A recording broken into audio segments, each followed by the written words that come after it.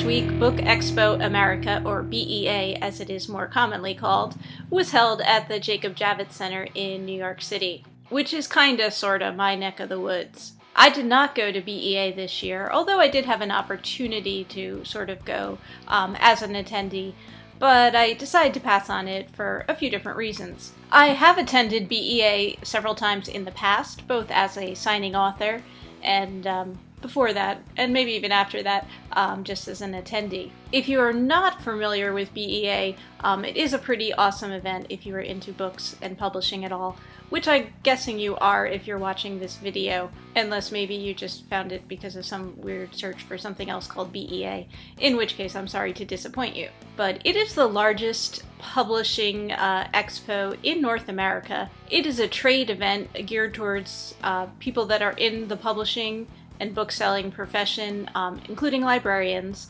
There are also a number of book bloggers of late who attend. How it works is publishers take over the Jacob Javits Center. They pay for booths at BEA, and at these booths they can display their wares, which are usually books, or different items related to books. It is not a sales event, it is a promotion event though. And so publishers and others in the publishing profession are promoting their latest products. Attendees, which include booksellers, librarians, book bloggers, authors, and anyone else in the publishing field, pay to attend the event. Fees vary depending on how many days you're going to be attending for and what professional organization you are with or discounts you receive as a result of that. But it is not cheap to attend BEA. It is pretty expensive. I think a one-day pass, the cheapest you can get a one-day pass for is like $50 or $60. Possibly cheaper if you're with different organizations that receive a discount. I'm not sure. If you're an attendee, you come in, you get to roam the Jacob Javits Center, which is huge and filled with books and people trying to give away books, and it is overwhelming. Publishers bring in authors to sign books at the event, and also a lot of celebrities who put out books usually are there as well. So it's kind of cool. You get to meet author celebrities and celebrity authors. Now, BEA is not a sales event. It is not a book selling event. So no books are sold at BEA. The books are given away to attendees. Now, like I said, attendees pay a steep price to attend, so it's not necessarily a free book to an attendee, but both advanced reading copies, ARCs, or ARCs if you prefer, are given away, as well as actual, published books. Many of them are signed copies because there are plenty of authors and celebrities there to sign the books, but not all the books given away at BEA are signed books. And of course publishers give away all sorts of swag, including posters and tote bags and pens and stickers and all that good stuff. And then there are also different sessions, there are different speakers and panels and discussions going on, as well as, the trade show event. And though not officially a part of BEA, there are a whole host of parties that go on throughout the city during the I guess it's like 3 or 4 days that BEA takes place. Both parties that are held by private individuals such as book bloggers or publishing houses or others involved in the book business in one way or another. Now, BEA used to be held, they used to go back and forth between New York and Los Angeles, and the past several years they've just stayed in New York.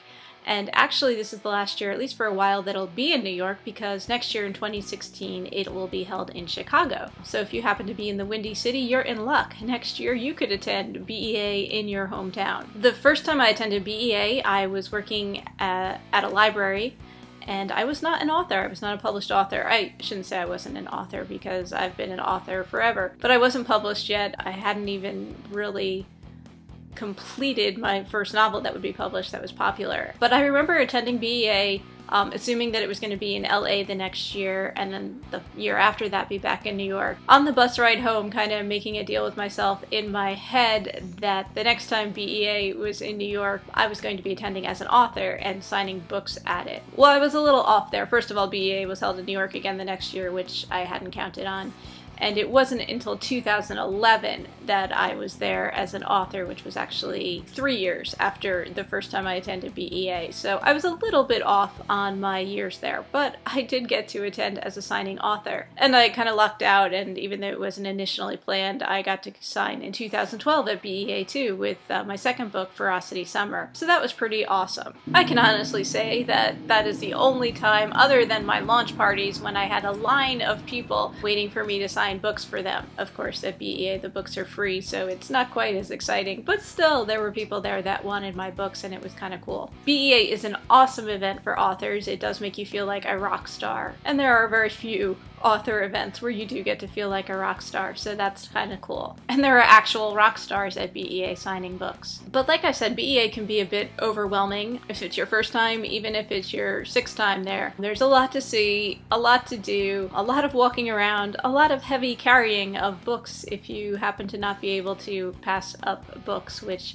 is a problem for many of us. There are some attendees who will fill up suitcases with books. They have a whole special holding area where you can store your stash, and then they have a shipping area where you can box up your stuff and have it shipped back to you, especially if you are flying in by plane and can't possibly bring all these books home with you. And there are a lot of attendees who do this. It is pretty crazy there. If you are interested in publishing and books and all that, which again, I'm guessing you are if you've made it this far into the video, you definitely owe it to yourself to go to BEA at some point. Just as an attendee, walk around, see everything that's there.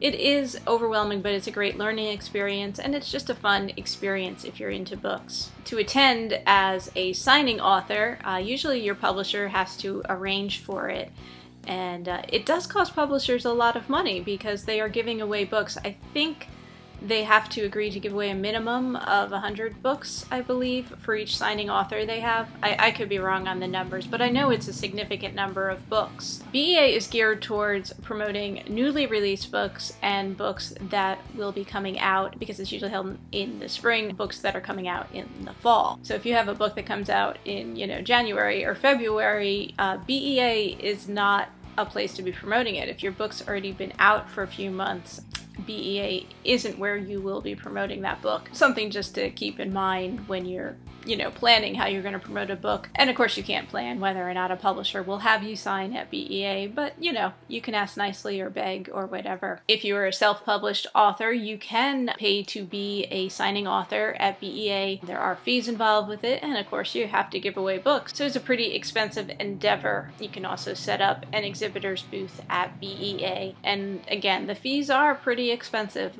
But if this is what you want to do to promote your book, you will meet a lot of booksellers, you will meet a lot of librarians, you will meet a lot of book bloggers at the event. But do note, you will be one book in a giant room filled with books. This year I thought about attending. It is the last year, at least for now, that it's going to be in New York. It's the last year it's convenient for me to just hop on a train and go there. I wasn't really going to pay to attend. I have a friend who works for a book distributor. She had a pass that she wasn't going to be using for the Friday of BEA, so she was going to let me borrow it, which isn't strictly kosher, but of course I'd still have to pay to travel into the city and the time that would have taken, and I'm kind of busy right now, so I wasn't sure if I wanted to spend the time doing that. And of course right now I don't have a book that I'm promoting. I would just be going as an attendee and to, see the different authors that are there, to pick up some books, to meet some people.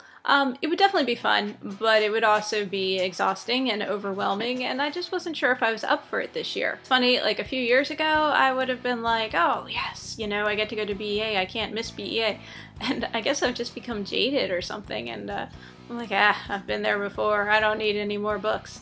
I got plenty behind me here. But really, you can never have too many books. The other thing that factored into my not attending BEA, and it'll sound kind of weird, is I had a dream. It was like a bad dream, an upsetting dream, not really, I guess like a nightmare sort of. It was only like tangentially related to BEA. It wasn't even really about it. But I'm like, oh, that's like a sign I shouldn't go this year. I'm not really up for it. I mean, if I was like really excited about it, I would have just ignored the dream, but I don't know. I'm superstitious, so I was like, it's a bad dream. I'll pass on attending this year. And who knows, maybe next year when it's in Chicago, I will have a publisher who's flying me out there to sign books at it. You never know. I hope that one of these days you get to attend BEA as an author and get to sign books at it. It is an awesome experience. And even if you don't get to attend as a signing author, definitely see about trying to go as an attendee because it is a lot of fun. It's a great experience. I put out new Awkward Author videos every Tuesday. If you like this video, please feel free to subscribe to this channel, give this video a thumbs up, comment below, share it with your friends. Okay everyone, I will see you again next Tuesday.